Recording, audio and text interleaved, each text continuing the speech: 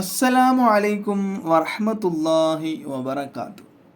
കടം സ്വപ്നം കണ്ടാൽ കടം വീടുന്നതോ അല്ലെങ്കിൽ കടമാകുന്നതോ ഒന്നുമല്ല. കടം സ്വപ്നം കണ്ടു, അത്ര തന്നെ. കടം സ്വപ്നം കണ്ടു. കടങ്ങളെ ഭയക്കുന്നവരാണ് നമ്മൾ കൂടുതലും, അല്ലേ? ഒരു 1000 രൂപ വാങ്ങിയാൽ തന്നെ, ഒരു 100 രൂപ വാങ്ങിയാൽ തന്നെ പഠിച്ചോനെ ഇത് തിരിച്ചു കൊടുക്കണ്ടേ, ഇത് പെട്ടെന്ന് തിരിച്ചു കൊടുക്കാൻ കഴിയോ എന്നൊക്കെ ചിന്തിക്കുന്ന ആളുകളാണ് നമ്മൾ കൂടുതലും. അങ്ങനെ അല്ലാത്ത ആളുകളും ഉണ്ട്.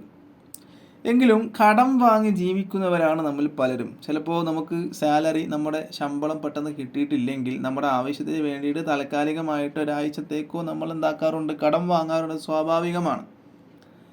അത് തിരിച്ചു കൊടുത്താൽ മതി, അത്രേ ഉള്ളൂ. അപ്പോൾ അങ്ങനെ കടം വാങ്ങി ജീവിക്കുന്നവരാണ് നമ്മൾ പലരും. അങ്ങനെ ഒരാൾ കടം സ്വപ്നം കണ്ടാൽ അതിൻ്റെ വ്യാഖ്യാനം എന്തായിരിക്കും? കടം സ്വപ്നം കണ്ടു, അത്രമാത്രം. കടം കൊടുക്കുന്നതോ അല്ലെങ്കിൽ കടം വാങ്ങുന്നതോ ഒന്നുമല്ല. കടം സ്വപ്നം കണ്ടു.